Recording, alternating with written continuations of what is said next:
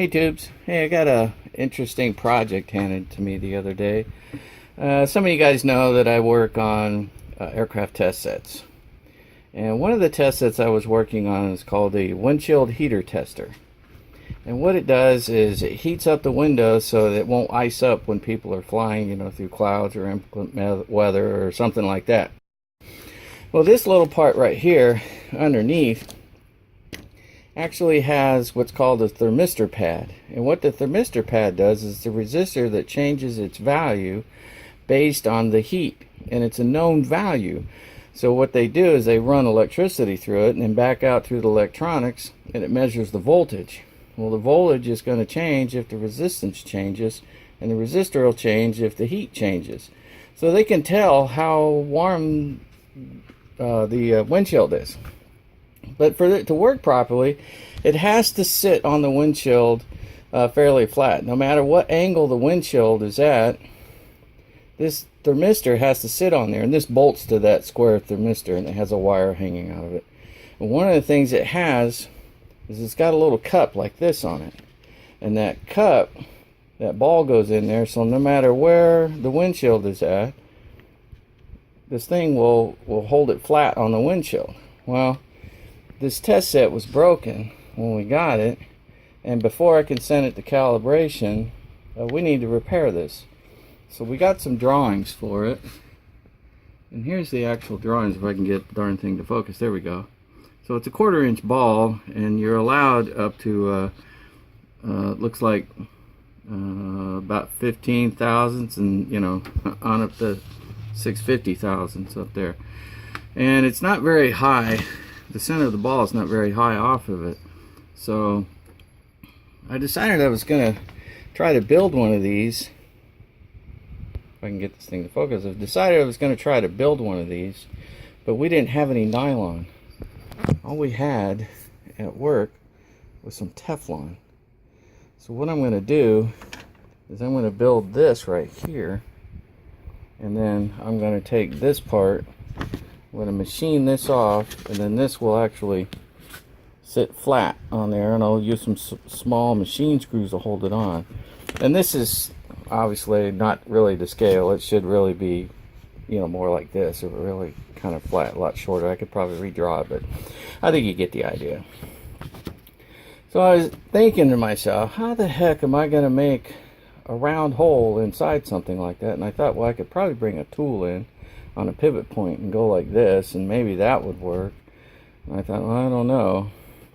And then I got to thinking, well, if I had another ball like that, I could go ahead and cut it flat and cut the bottom off, and then cut it similar to this right here, and I could insert the tool halfway through and then move it over, and it would machine the inside down.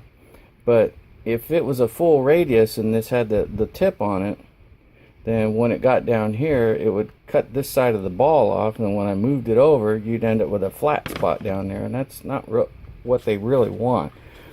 Alright, I've got my radius tool set up here, and the way it's designed is that you turn it, turn this knob up here, and it comes out, and as it comes out, that little hook blade actually cuts.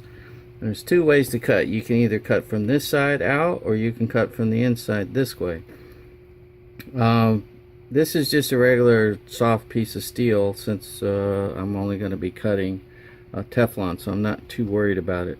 The thing is even though this is hardened steel, because the tip has to be so sharp and everything, you only really get one cut, and then you have to sharpen it again. And part of the thing is you have to turn this all the way around to where it gets over here. Excuse me. Try to focus. To where it gets over to the inside over here. And you don't even get a full ball, but you get a pretty good ball. So anyways, I'm going to go ahead and cut this now. So here we go. I'm going to fire it up, and then I'm going to turn this knob right here. And you just kind of do that. Oh, if I use a little bit of tap magic, it goes better. Tap magic. Wherever it is, there it is. So it seems to work pretty good. And I bought this off of eBay. The guy sells bigger ones, and I needed a smaller one.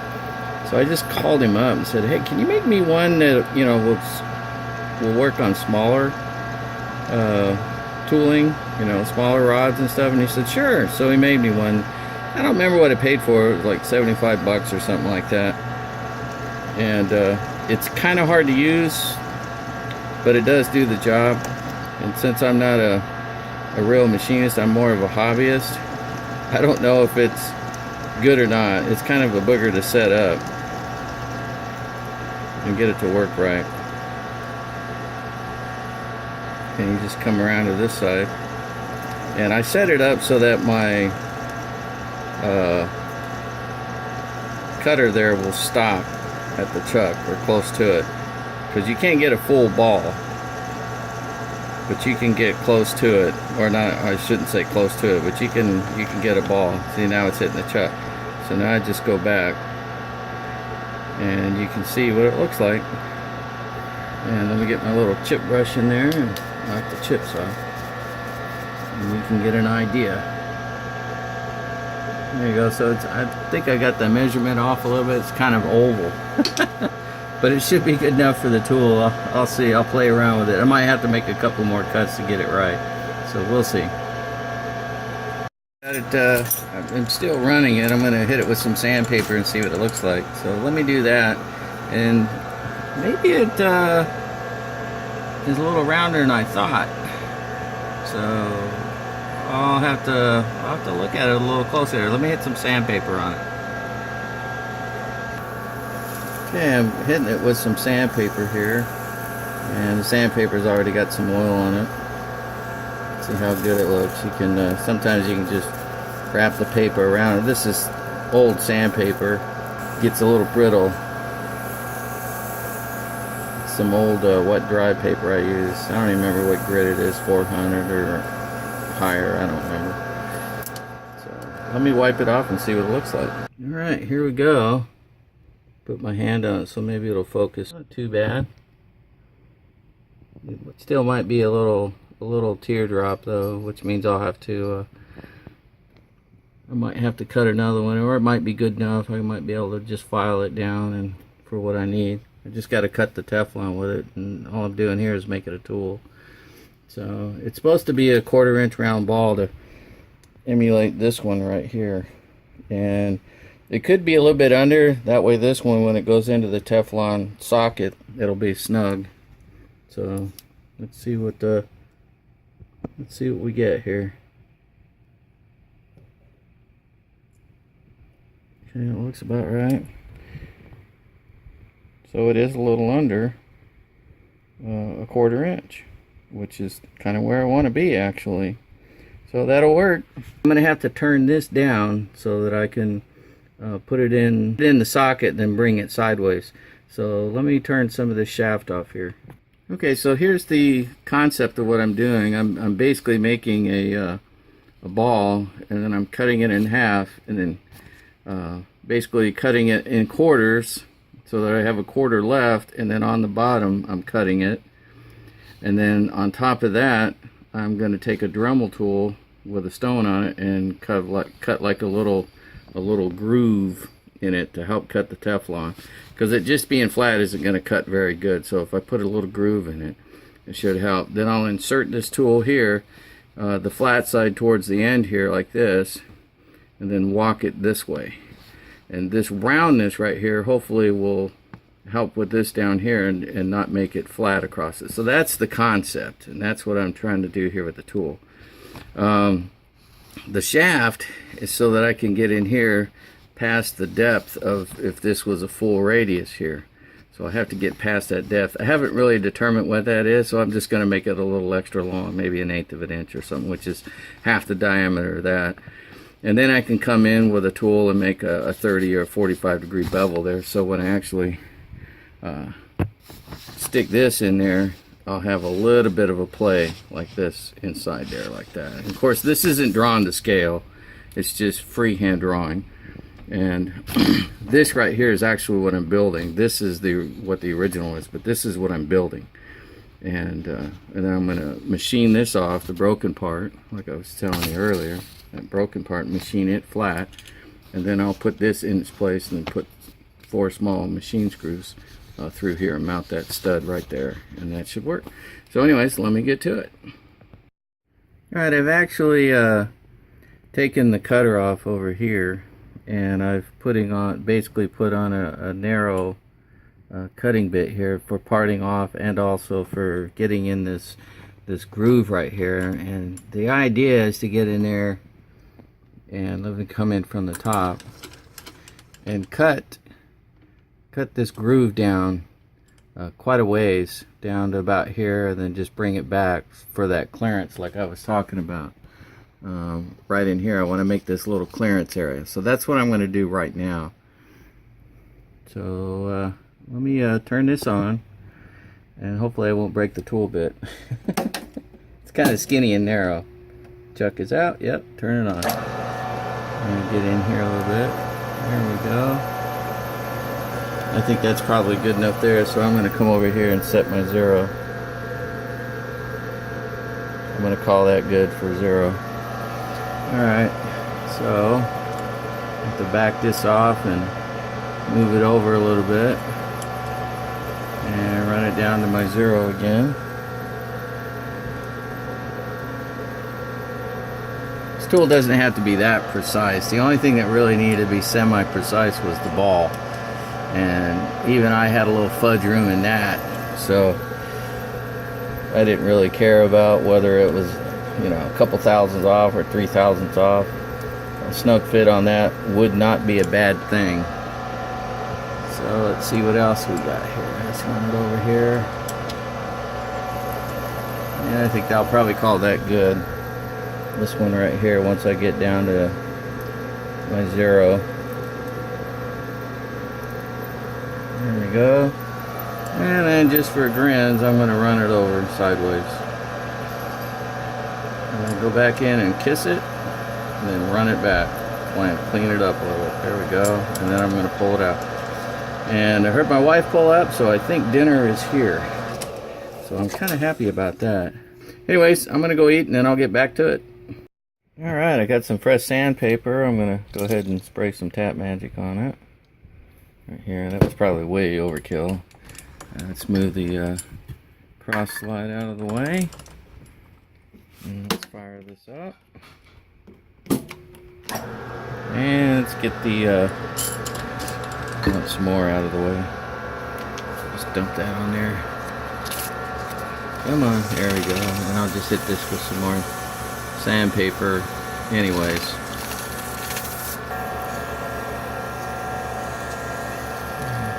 There we go. Alright, let's turn it off. Get the safety off and wipe it down. See what it looks like. Oh, sorry, I wasn't even focused. I think that's looking okay. I got a little bit of a bad cut right back in here, but overall it's still in bed. I think it'll make a nice tool anyway. So, alright, I put a little bit of a chamfer on it using this. I don't know what it is, 45, I guess, degree. Right here, and the ball's polished up pretty nice. It's still got like a couple of not so pretty ends over here, but it won't matter. So let me go ahead and get this out, and then I can go ahead and cut it in quarters, and then cut the bottom off, and then start worrying about putting like a little groove around the edge for a cutting surface. Alright, I put kind of a rough finish on it here, and the reason is when I set it in whatever I'm going to use to hold it, I want it to be semi-rough, but I want it to be round, so I took a couple thousandths off, ran it down, and now I'm just going to part it off. So let's go ahead and do that. You can use Tap Magic or cutting oil, either one. Now I just hope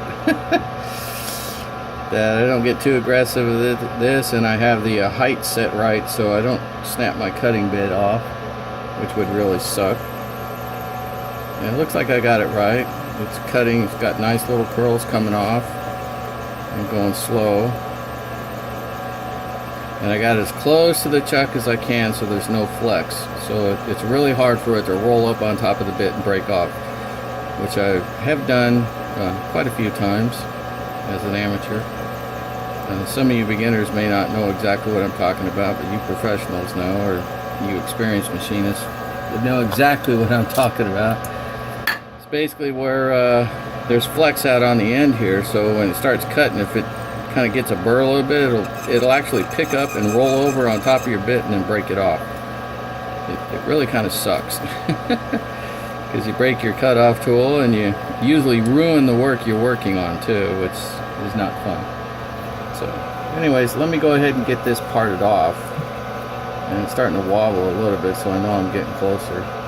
Okay, there she is. She fell off. So I'll go ahead and clean this up and then reverse it in the chuck and then face it off on the back. Alright, I just used the cutoff to go ahead and finish it off. It's not beautiful, but it really doesn't matter. It's just the back. Well, there it is. Just for grins, I decided to put like a little bevel on the back here. And that should be good enough right there. Hit it with some coarse sandpaper. Sorry about that. I was looking at the work instead of the sandpaper. Gotta be real careful with these lathes. Never wear jewelry or long sleeves. Things you can get caught up in the lathes. These things will take your arms or your fingers off. Yeah, they won't even apologize. They'll just do it. Okay. So there we go. So let me get this out of here and I'll show you what it looks like. Alright, here we go. It's not exactly great on the tip, but it'll work for what I need it to do. I actually went back and tried to take the back down a little bit more and couldn't do it, and I kind of messed it up right here a little bit when I redid it. Remember I told you only get one shot? Well, dumb butt me tried to do it twice. Oops, dropped it. There you go, maybe I can focus better on the table. There you go. So anyways, now it's time to cut the head. I haven't figured out how I'm going to do that yet, but I'll show you. Okay, what I decided to do is just go ahead and take it over to the bench grinder and grind it in half. I figured that was probably the fastest and easiest way to get it in half. So that's what I did. So now I need to grind it into a quarter. And I'll probably touch all this up real good so it's got a nice sharp edge, especially on this edge right here where it I kind of bumped it the wrong way. Oh, got it, man. I cannot get this thing to focus. Well, I bumped it the wrong way there, and you can see I kind of dulled it right there, so I'll have to take care of that too. I may finish, since this is soft metal, I may do the finish with a nice file. And then hit it with the, you know, that way I get a good sharp edge. And then I'll hit it with a little grinder and cut a small groove in it. So this is all experimental. I've never done this before, so we'll see how it works out. Okay, so here's my precision grinding holder tool for my grinder. So let's go over to the grinder. Alright, here we are with the grinder. Let me focus on this. What I did is I just rammed it into the grinder wheel like this. And I'm only going to get one shot of this basically, so I wish I had a better grinder. I probably should have used a finer wheel, but this seems to be working. Okay, well I've got this cut into quarters now, or I should say ground. It's not exactly quarters, probably a little bit over. And looks like I probably could have used a little bit more on the top, so I'll probably use a file for that. But I need to make a bottom cut. Let me see if I can't focus better in here. I need to make a bottom cut. I need to cut this nipple off right here. And let me show you why on the drawing here. See, I've made this, but I need to make this lower cut right here, off the bottom right here. See, right now I've kind of got it quartered, and I need to cut this bottom piece off. So let me go get that real quick. Okay, I got the bottom cut off now. Right here. Pretty much. I could probably cut a little bit more off. Maybe I'll go do that. So you can see it starting to take a nice little profile there.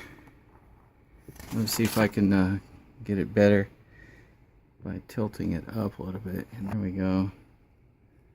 So it's, you know, it's got a little bit of round left on it. little bit of ball. You can see it right there. Right now what I need to do is the very tip, right up here. I need to round that off so that when it buries itself in the bottom of the hole, let me actually try to explain what I'm going to do here. So when I take this and I insert it in here like this, and I go down to where the level is, if I don't round the end off right here, then what'll happen is as I move it across, I'll have a flat bottom instead of a round bottom. So wherever I'm going to put this in here, over on this side, there needs to be a little round tip on it right here. So I need to cut, this side has to be on the edge of the hole here, and then I need to go down to the depth that I want it and then move over. And as it cuts over, as it swings around, it'll open this side up too. So, and then I can come back and use my Countersink tool and make the bevel right here. So the first hole I'll actually cut in the Teflon will be just a straight hole like this, and of course it'll have a little tip in there from the tip of the drill bit, since it's not a flat drill bit. But so the first hole will just be straight in, and then I'll bring this in on the side like this and then walk it over like that and create the cup in the area. So let me go round the tip off right up here, and then I'll bring it back and show it to you. Okay, so I've got my little tip off there. So now I can bring it in this way and then walk it over like that and cut the profile in there. And then I have to remember just to bring it back about, most of the way, and then bring it back out this way. I cut a little bit more off the back because I don't want it to interfere with the edge. So we'll see what happens. So now I got to cup this somehow and make it so that it's got some kind of knife edge on it. Okay guys, I don't know if you can see it, but I've cut my groove in there so that it will cut the Teflon. Looks like I probably could have used a little bit more on the back over here. Maybe not, I don't know. So there it is. Sorry about that. So it's cut. So now I can go in like this and move it over. There, see the little cup on the tip? Well, that's this area right here. That's this. So hopefully that will act like a nice little cutting blade for the Teflon, and then we can cut that. I just realized I didn't show you how I made that cut, so I'm going to show you real quick. I used this Dremel tool from Harbor Freight, little 4-speed, right here with on and off, and it cooks pretty good. And I just used a little ball on the end. I don't even know what size it is, but it's that size. Yeah, that's it. That's real good machine work talk there, huh? Or whatever. All right, here, let me measure it for you since I got you onto that. Okay, so I measured the ball and it came out 0.087 here, and I figured maybe the ball's been worn a little bit since I was grinding on metal and other things. And it looks like the closest I can come to is a 3/32 at 0.0938. So it's probably a 3/32 bit. It was used already before I used it today. So that could be it. So anyways, let me go ahead and get on to doing the Teflon here.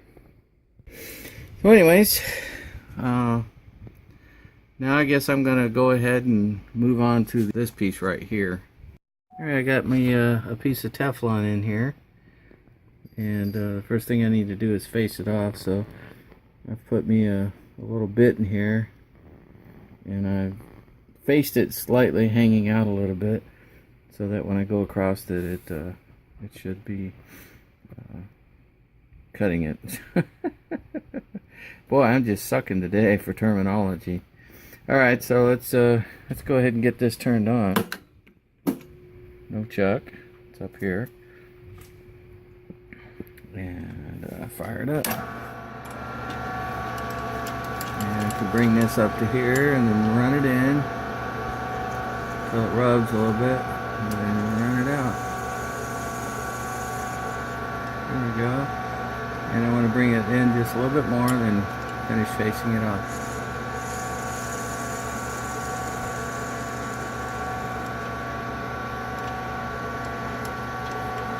There we go. Now she's all faced off.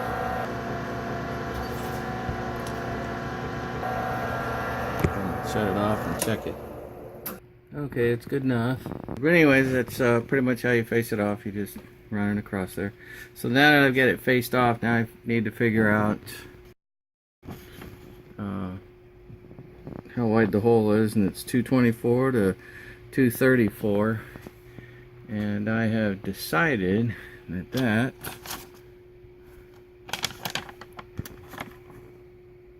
the number 1 drill bit is close enough. It's a 228, and so that's above the 224 but below the 234.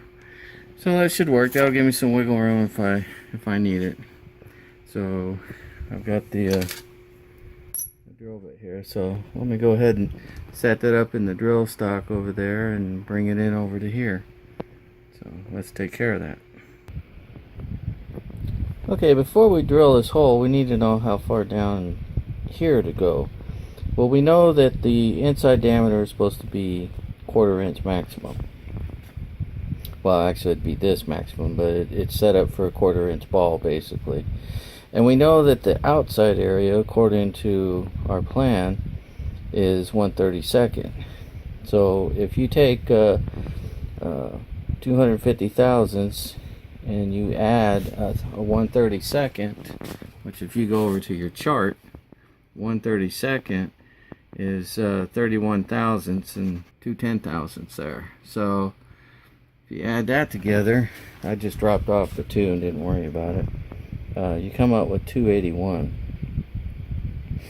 That's the hole depth to drill down into here, as if this thing was a complete circle all the way around with a 3/32 hole all the way around.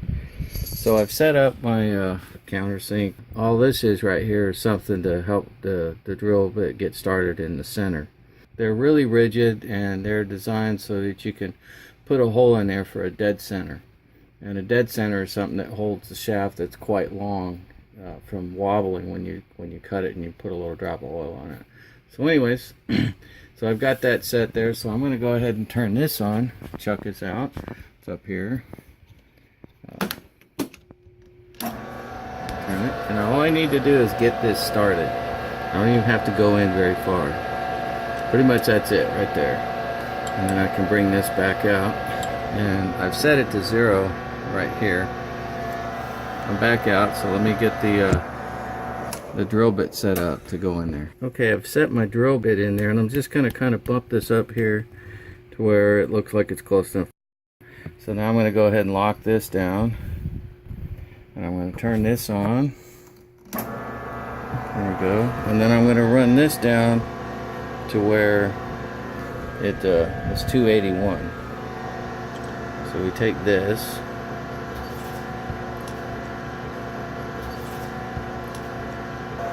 I'm going to go ahead and do this, film this while I watch the radicals over here.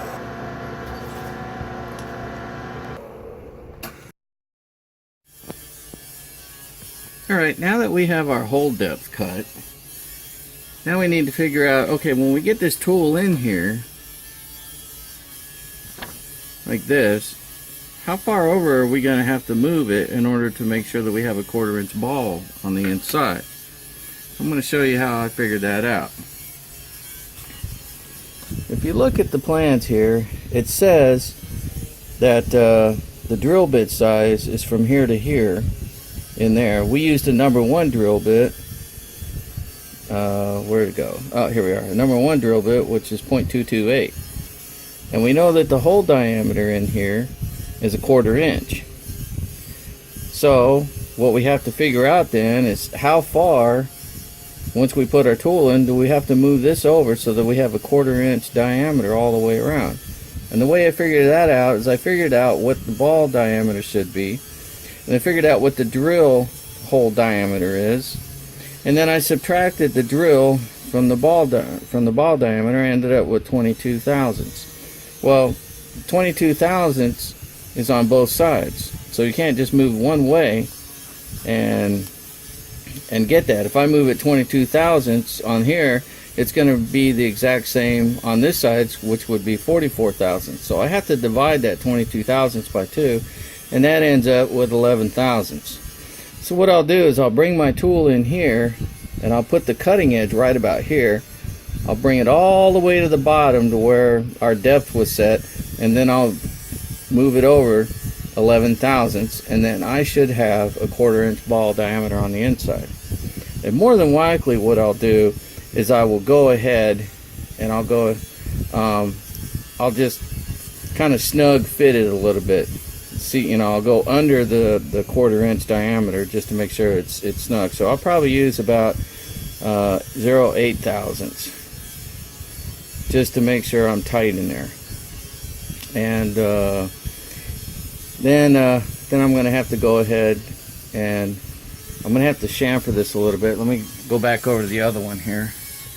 And you remember, right now we're just flat right here.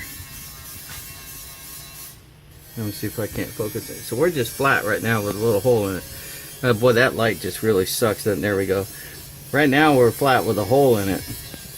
So in order for this to give, when I punch that hole in there, I'm going to have to give a little bit of relief on the side. And you see how they have theirs right here. They have it so it'll expand. I don't really need that much expansion. Teflon is a little more forgiving than nylon. So I'm just going to put like a little 45-degree radius on it from wherever the top is going to be right here. And I'll have to figure that out. But so I'm just going to go in. I'm just going to rough this. You know, it doesn't have to be super precise. It'll flex. So I'm going to go ahead. I'm going to set my tool in here, my cutting blade right here, go down to the depth and move over. So let's go ahead. And the reason I want to do that before I put my taper on here is because I don't want this to flex while I'm cutting it. So I'm going to leave it like this. Going to leave it round, straight round like it is, and then I'm going to bring it in and then move it over. So let's go ahead and do that. Oh, sorry for the noise in the background.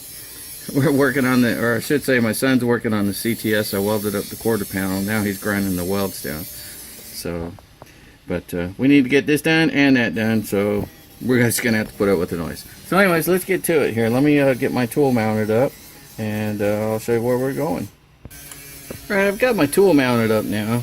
Well, we're going to have to figure out, well, how high does this tool have to be so that I'm in the center of this hole here? So what I did is I took my dial calipers and I measured the diameter of this Teflon rod, and then I'll divide that by 2. So let's go ahead and do that real quick. All right, there it is. There's the diameter, 0.630. So 0.630 divided by 2 is 315. So what I have to do now is take my my depth on the end right here. See if I can focus it right there. Unlock my tool. There we go. And then I need to set it up in here. Oops, sorry. I need to set it up in here so that this tool is at 315. So what I'll probably do, and it looks like I'm going to have a little bit of conflict with my tool up in here, unless I can get it up inside the frame. I don't know. So I might have to makeshift it just to kind of guess it, because I don't have a tool that'll smaller than this, which kind of sucks, but I'll take care of it. Alright, I've go ahead and I've set my depth, or my height of my tool. I just kind of got as close as I could, and gonna just have to call it good. And then what I did is I brought the tool in so that it just barely touched the Teflon there, and it did cut, so that's good. So now what I'm going to do is I'm going to shut the machine off, and I'm going to run that tool all the way down to the bottom, and then I'm going to set my dial right here. As a matter of fact, I'm going to do that right now. I'm going to set my dial, make sure my knob is all the way clockwise so I don't have any backlash. I don't want to set it there and then, you know. So I'm going to set it here, and now I'm going to go ahead and turn this off. And I'm going in reverse, by the way. because I want the cutter to go this way, but I want to be able to see it. So I'm using reverse here. So let's go ahead and take this and put it all the way down to the bottom to where it stops.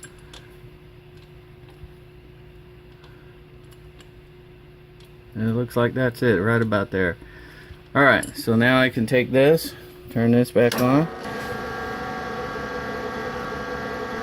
Alright, now I need to take this and run this up to, I believe it was 8 thousandths. Yeah, that's what I wanted, was 8 thousandths. So there's 2, 4, 6, 8 right there. That should be 8 thousandths. Now, I don't want to pull this out right now, because if I pull that out, it'll just, if I pull this out while it's way over here, what's going to happen is going to rip all that off that I just, you know, built on the inside. So I can go ahead and I can take this, let's bring it back out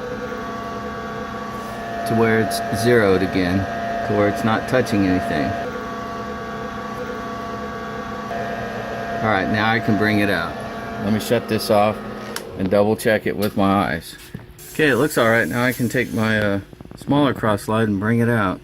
Okay, looking in there, I do have an actual ball inside. So let me go ahead and I can unlock this now and move this over, and maybe we can get a little bit better view. So I actually have a ball inside, a ball hole. Cool. I may have gone a little too far on the depth, but that's okay because I can always shave this off. So I'm going to go ahead and put a 45-degree angle on this close to the top and get it down and see how it looks on the inside, and then I'll grab my my actual ball that I'm going to be using on it and see if it'll go in. So let's go ahead and do that real quick. Alright, I've reconfigured my tool post so I can come in this way. Of course I'll be using reverse again. I'll have it be cutting this way. And then I'll take this and I'll run it in there. So that's what I'm going to go ahead and do right now. So let's go ahead and hit reverse on this. No chuck, it's up here. There we go. And then I'm going to use this right here to kind of cut some of this away. Dink. Alright. Now I'm going to come back a little bit more. Cut a little bit more off. Bring it back some more. Some more right here. I think this will probably be my final cut on this. No, maybe I could use a little bit more. There we go. So now I can go ahead and move the cross slide out. And I'm going to put like a small 45 or 30-degree angle. Anyways, a small diameter recess in there to help the ball go into the socket. Alright, I went ahead and moved my tool post out of the way, moved my cross slide out of the way, and now all I need to do is just make that small countersink hole. So that's what I'm going to do real quick here. So let's do this and just take my tailstock and move it in. Let's see if I can't focus on this for you. Gotta watch the gear, I gotta watch it, not the camera, so excuse me if it goes out of focus or something. Alright, there we go. It's a little more than a 3/32, but I really don't care as long as it works. What this bevel does, it just helps it go in better. So let's take this off. Let's have a quick peek at it. Alright, here we go. I actually have a ball recess in there now. So I'm going to take my ball and I'm going to see if it'll go in there and stay. So let's check it out, and then I can flatten this top as needed. Wow, success. This is awesome. So now all I have to do is cut the bottom off and put holes in it for the screws that I'm going to use. Check that out. That is so awesome. It just pumped right in there and it stayed, and it's nice and snug. Yes sir, I'm pretty happy with this project. It's worked out pretty good. It was kind of nice too because I didn't have to be super precise with it. I just had to be close enough because the Teflon will make up any real differences in any of the errors for my calculations and stuff. So all I got to do now is figure out the bottom the bottom depth and drill some holes in it. And I'm not even going to thread them, because when I put the screws in, the screws themselves will actually press against the Teflon, and the Teflon will hold it on. I'm about ready to go ahead and part this off. I did the math on it, figured it out, and it's got to be 0.367. So here we go.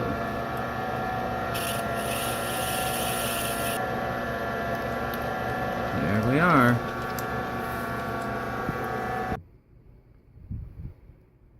Well, there it is. All I have to do now is machine that off and then put 4 screws in it and mount this in its place. And we'll have a stud socket that'll hold the thermistor flat on the windshield. So let's figure that out and get to it. Alright, I've got my base mount set up here. Sorry for the focus. So I'll just go ahead and I'll fire that up and run it down till it touches it.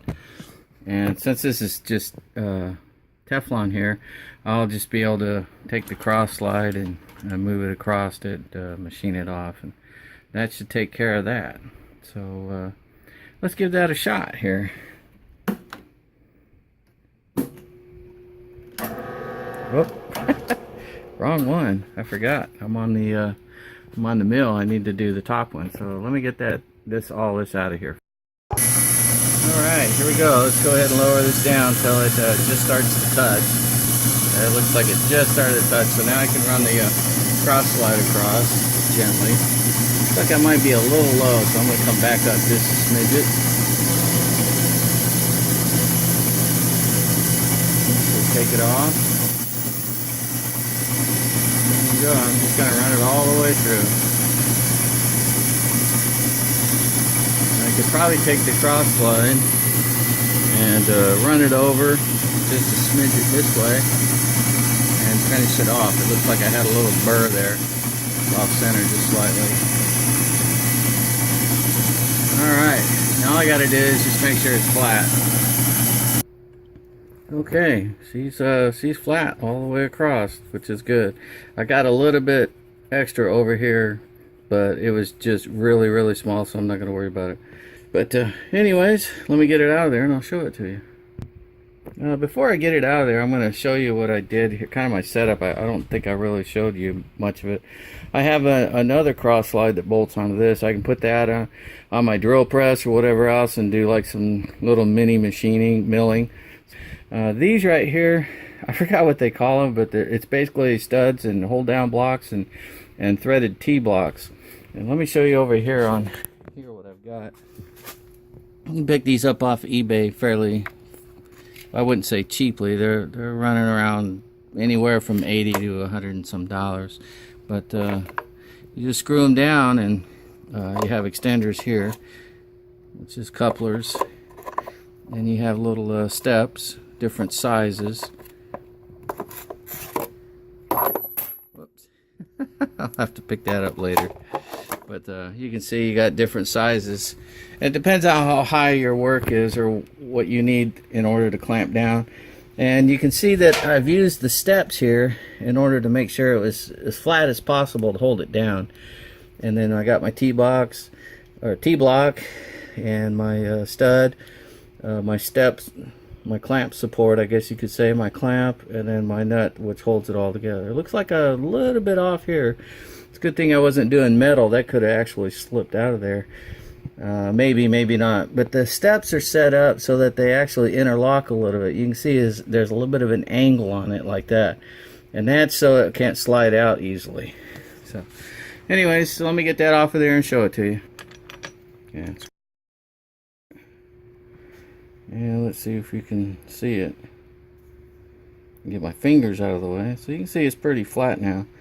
So now I'm going to have to find the center. Alright, I've figured out what the diameter of this was after I milled this flat. And I put some black marker on it.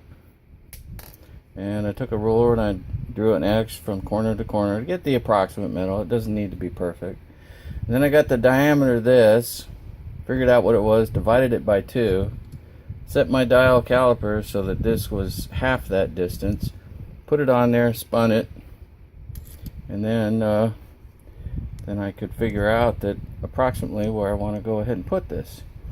Now, the other reason I chose to draw an X on it is because I want to figure out where I want to put these 4 screws, and these are the 4 screws I've come up with. I figure they'll go up there high enough in it, especially when I countersink it in the bottom of this, that they should fit. So now what I'm going to do is figure out, like I said, where I'm going to put the screws, drill the holes for it, probably mount this on the back side, and take a sharp tool like this, or a drill bit, and just start to drill the holes on it. And then I'll finish them off, and the holes are going to be smaller than these threads by a little bit. Smaller than the diameter of this, and probably smaller than the diameter, the inner diameter of the threads, because I want to make sure I got a really snug fit on that. And I chose 4 of them, so I'll have a good anchor on this. And I chose to put them in line with these screws, since these screws are going to be here. There'll be the least amount of flex when this thing is being put on the windshield and on that thermistor and moving around. So let me go ahead and figure out where I want to put them in relation to this hole in here, because I don't want it to be too close to the hole, but I don't want to be too close to the edge. So let me figure that out, and then I'll show you what I do. Alright, I got all my holes drilled out. I just figured out how close I could get to the stud inside and still not have the screw come out the top. Let me see if I can't focus this. So I was setting it to see how close I could go inside, not have the screw break the top, but so somewhere in between, and I just figured that was a good spot. So I drilled a number, I believe it was a 49 hole for these screws, and they just barely go through. So now I have to get a piece of Teflon and drill a hole that I think is smaller than this, probably about a 53 or something like that, and see how snug it is into a sample piece of Teflon, because this is my only good piece, so I want to test it on something else. So I'll test it on something, screw one of those in, see how tight it is. If all looks good, then I'll call it good. I'll put this on top of here, turn it over, press it down, and drill the holes in it as far down as I think I need to go, and then I'll make sure these are countersunk so that the screws sit in there. So let me get all that done, and I'll show you how I do it. Alright, I used this right here in a small clamp to put this on the bottom, or actually I put it on here and put it in the circle, and then I turned it over, and I used the same drill bit, a number 49, to put some dimples in here. Kind of cut some dimples. Let's see if I can't get it to focus for you. There, you can kind of see them now. Put some dimples in there so that it'll guide the drill bit in so that they're in the same hole. So I'll go pick the drill bit and I'll drill a hole in a sample piece, put the screw in, see if it holds good, and if it is, then I'll finish these holes off. Alright, here we go. I went ahead and I drilled a number 54 hole in this piece of Teflon that I actually cut the part out of over there, and I cannot pull it out even with a set of forceps, so I know that this is going to be strong enough. So the other thing is I went ahead and countersunk them. Unfortunately, my countersunk stop slipped, and I drilled one a little further than need be, but oh well, it is what it is. This is the only piece I got too, so it's not like I can fix it. I could probably put maybe a countersunk washer in there to offset it if need be, but still 3 of them are in there pretty tight, and trust me, this is not going to come out. And when I put 4 of them on there, there's no way it's going to come off of here. So this is what it'll look like on the other side once I get them in there. So let me go ahead and get this put together, and I'll show you what it looks like. Alright, here we go. I've went ahead and put a screw in here. I've already put one inside here just to check it, and in order to figure out how far down to drill into this piece, I put the drill through and then put a piece of tape on it and wrapped it around it. So when I get to the tape on this, then I know my hole is deep enough. it's an easy way to determine it if the hole doesn't have to be critical.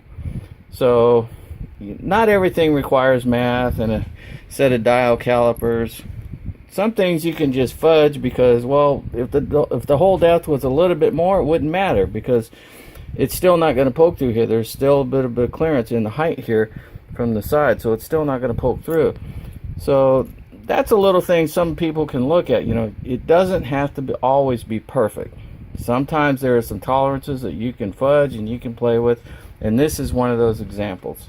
This whole project has been kind of one of those examples, with the exception that the ball diameter had to be within, you know, 2 to 3 thousandths under, and it's well within that, and it fits fine and it's snug and it works perfect. So anyways, let me get this thing mounted and the holes drilled, and then I'll show it to you. All right, there we go. I got all the screws in, and you're probably wondering, well, where'd all the black marks go that were on there? Well, a lot of people don't know that permanent marker, if it doesn't sit on there too long, you can remove it with isopropyl alcohol. It needs to be about 91 proof or higher. 70, 71 just isn't going to cut it, and it comes right off. Well, I shouldn't say right off, but for the most part it does. And if it's sat on metal for a while, if you get a rag and then let it sit there on the metal where it's been sitting for a while, and use an acid brush chopped off, sometimes you can get most of it off, if not all of it. But if it's only been on there for several hours, generally you can get it off real quick. So here's the other side. So let me go get the ball and stick it in there for you. Well, there you go. It's all mounted up, and just to let you know that, you know, even an amateur with a little bit of ingenuity can come up with solutions. So if you're out there doing machine work and you're enjoying it and you're doing it, whether it's for a hobby or for a living, if you enjoy it, by all means do it. Just be careful with the mill and the lathe machine, because they are dangerous and they will take limbs or arms or your life if you don't respect them. And here's the part completed on the test set. This goes onto the windshield. This springs holds this thermistor down, and the ball socket allows it to stay flat on the windshield no matter what the angle is. Anyways, thanks for watching, guys. God bless you all. And if you learned something, please give me a thumbs up. If you're a professional and you know a better way and want to share your knowledge with folks, by all means, please comment. And if you want to help my channel, please subscribe. Thanks a lot, guys. God bless you again. Keith Nunny out. Bye.